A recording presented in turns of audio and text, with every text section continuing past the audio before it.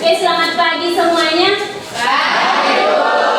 Ya. Sebelum kita memulai pembelajaran kita di pagi hari ini, terlebih dahulu kita berdoa, ya. Satu orang yang pimpin, silakan.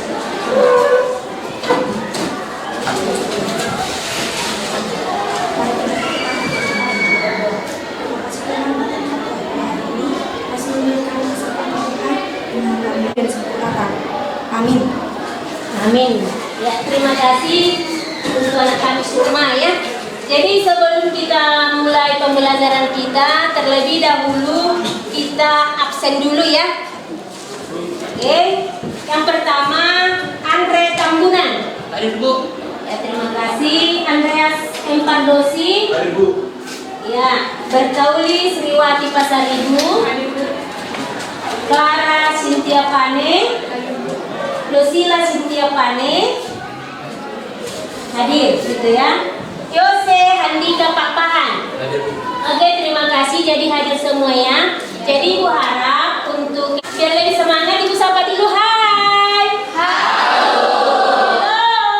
Hai. Hai. Hai. Halo. Terima kasih ya. Jadi Ibu lihat begitu semangat ya. Jadi nanti dalam menerima pembelajaran Ibu yakin pasti akan lebih semangat lagi ya. Ya, jadi di sini Ibu akan menyajikan materi kita dengan topik masalah pokok ekonomi, ya. Bisa dilihat ke layarnya, ya. Tetapi sebelum itu, Ibu mau tanya dulu topik kita di minggu yang lewat. Ya, topik kita di minggu yang lewat. Coba siapa yang tahu? Ya, siapa nih ya? Rame ya. Oke, satu orang. Sukma. Topik pada minggu yang lalu adalah kebutuhan manusia. Dan dalam pengertian kebutuhan manusia adalah keinginan manusia yang menuntut untuk dipenuhi agar kehidupan tetap terjamin. Iya. Ada yang lain? Oke, Rosa silakan. Kebutuhan manusia dikelompokkan menjadi 4, yaitu menurut intensitas manusia, yaitu kebutuhan primer, kebutuhan sekunder, dan kebutuhan tersier. Dan ada menurut waktu, yaitu kebutuhan masa depan, kebutuhan sekarang, dan kebutuhan darurat. Menurut bentuk dan sifatnya dibagi menjadi 2, yaitu kebutuhan jasmani dan kebutuhan rohani. Dan menurut subjek yang membutuhkannya dibedakan menjadi 2, yaitu kebutuhan individu dan kebutuhan kelompok. Iya, ya ternyata anak saya masih ingat ya. Jadi pelajaran kita di yang sudah lewat ya, di minggu yang lewat, di mana dari begitu banyak kebutuhan manusia, maka yang ditimbulkan adalah masalah pokok ekonomi. Ini dia. Ini timbul akibat begitu banyaknya kebutuhan manusia. Seperti kita ketahui bahwa manusia itu tidak pernah merasa puas ya. Tidak pernah itu merasa puas. Satu punya mobil satu, maka ini dia inti masalah pokok ekonomi, bagaimana manusia memenuhi kebutuhannya yang tidak terbatas dengan alat pemuas kebutuhan manusia yang terbatas. Oke, ya. Di sini kita lihat dulu apa yang menjadi tujuan daripada pembelajaran kita ini. Ya, coba baris pertama kamu baca nomor 1. Tujuan daripada pembelajaran kita hari ini, coba. Baris 1. 1, 2, 3 ya. Identifikasi masalah pokok ekonomi, transaksi, produksi, distribusi, dan konsumsi dan ekonomi modern. Apa, bagaimana, untuk siapa barang diproduksi. Oke, terima kasih. Baris 2 membaca tujuan pembelajaran kita yang kedua. Silakan.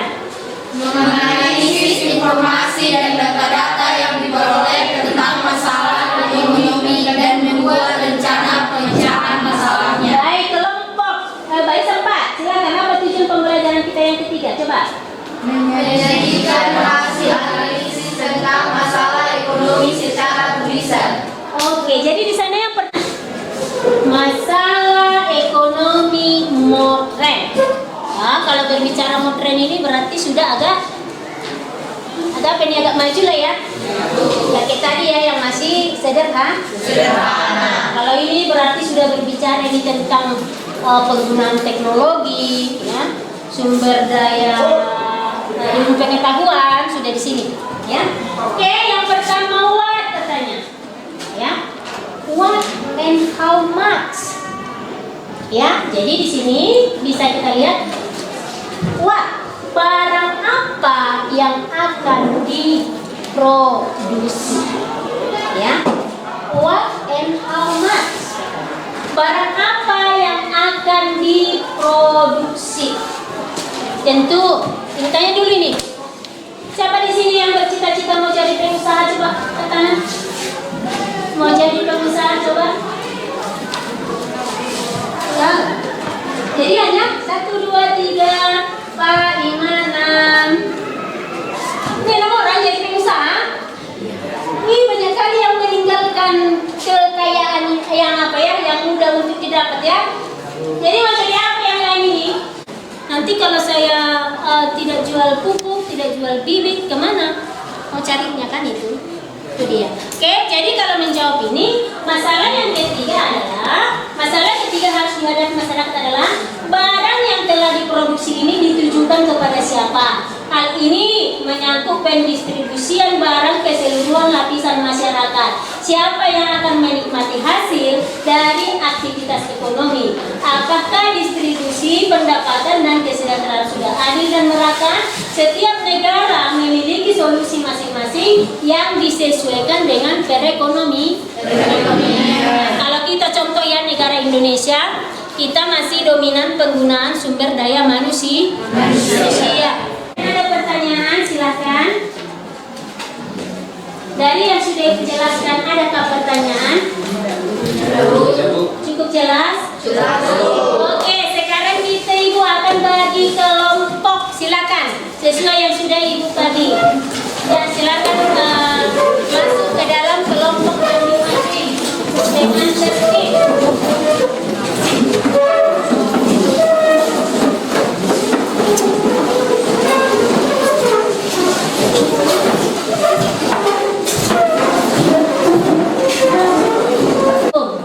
Pak Andrian diberhentikan dari pekerjaannya karena perusahaannya mengalami kemunduran akibat COVID-19. Dia ingin memulai suatu usaha atau bisnis. Ya, di bawahnya di sini. Buatlah analisis dari permasalahan tersebut dengan menguraikan langkah-langkah yang akan dilakukan Pak Andrian pada masa pandemi berdasarkan masalah ekonomi modern. What, how, for, how. Oke, mengerti ya? Ya, silakan dikerjakan.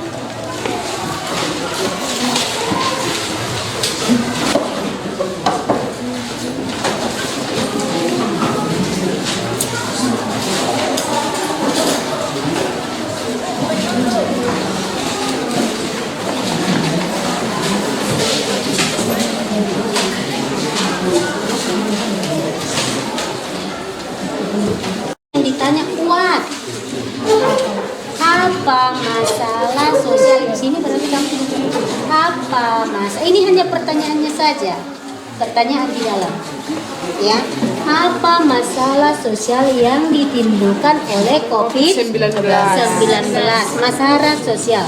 Kemudian kalau ini apa masalah ketidakpastian investasi. Kalau bagaimana ya, kan di sini sudah ada bagaimana masalah sosial yang ditimbulkan akibat COVID-19. Nah, nanti setelah kamu buat pertanyaannya, kamu jawab di bawah. Kalau kamu tanya apa masalah sosial yang timbul, tentu kan ada jawaban. Oke, silakan kamu kerjakan. Mana yang pertanyaannya?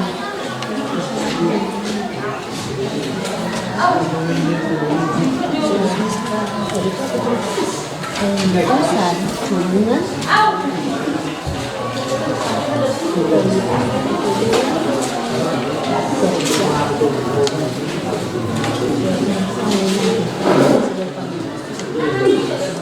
Tiga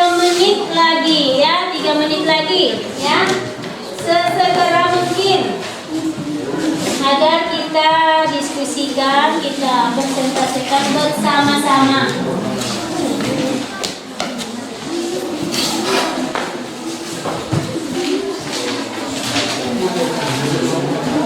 Ya, jadi kerjasama. harus saling memberi pendapat.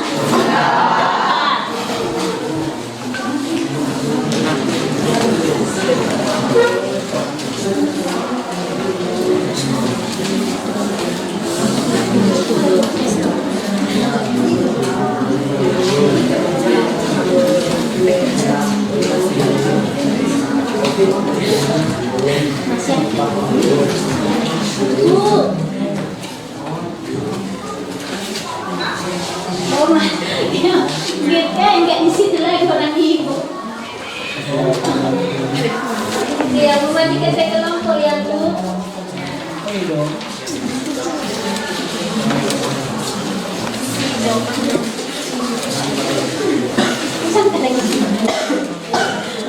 Ya Bu.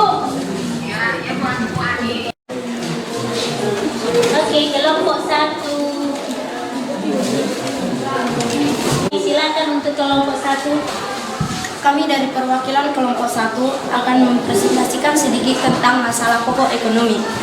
Indikator yaitu mengidentifikasi masalah pokok ekonomi klasik, produksi, distribusi, dan konsumsi, dan mengidentifikasi permasalahan pokok ekonomi. Oke, silakan. Ada yang mau bertanya dari hasil diskusi yang dikemukakan oleh kelompok 1? Terhadap masalah sosial. Dampak yang paling dirasakan dari pandemi COVID-19 ini yaitu kehidupan sosial masyarakat. Masyarakat diwajibkan mengikuti semua anjuran dari pemerintahan, mulai dari selalu memakai masker, mencuci tangan, dan menjaga jarak. Hal ini tidak lain merupakan upaya dari pemerintah untuk meminimalisir penyebaran COVID-19. Masyarakat tidak diizinkan untuk berkerumun karena berpotensi menjadi sumber penyebaran COVID-19. Sekian hasil analisis kami. Jika ada pertanyaan, kami bersedia untuk menjawab. Ya, silakan jika ada yang bertanya. Ya, tadi di kelompok berapa ini tadi? 3 ya? 4. Pak, di sini adalah contoh masalah sosial yang ditimbulkan COVID-19. Ya. Jadi di sini dikatakan bagaimana dampak COVID-19 terhadap masalah sosial. Dampak yang paling dirasakan dari pandemi COVID-19 ini yaitu kehidupan sosial masyarakat. Masyarakat diwajibkan mengikuti semua anjuran dari pemerintah, mulai dari selalu memakai masker, mencuci tangan, dan menjaga jarak. Hal ini tidak lain merupakan upaya dari pemerintah untuk meminimalisir penyebaran COVID-19. Ya, masyarakat tidak diizinkan untuk berkerumun karena berpotensi menjadi sumber penyebaran COVID-19. Jadi hasilnya ada pertanyaan? Tidak. Oke, berikan tepuk tangan untuk kelompok.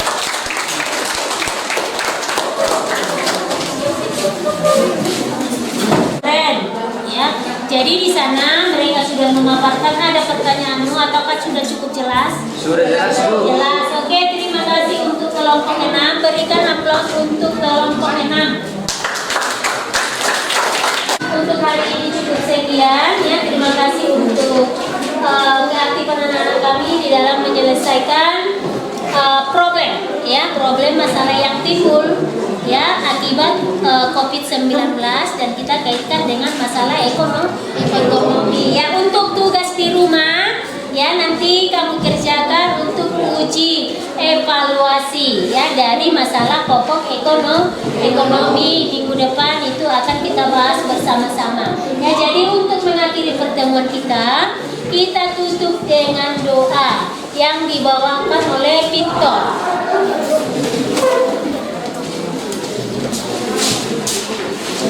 Kita bersatu dalam Tuhan. Bapa kami yang berada di kerajaan surga, kami ucap syukur pada siang hari Tuhan karena kami. Amin. Terima kasih untuk anak kami Peter Pasaribu ya. Jadi pertemuan kita untuk hari ini cukup sekian dan selamat siang. Ya, selamat siang.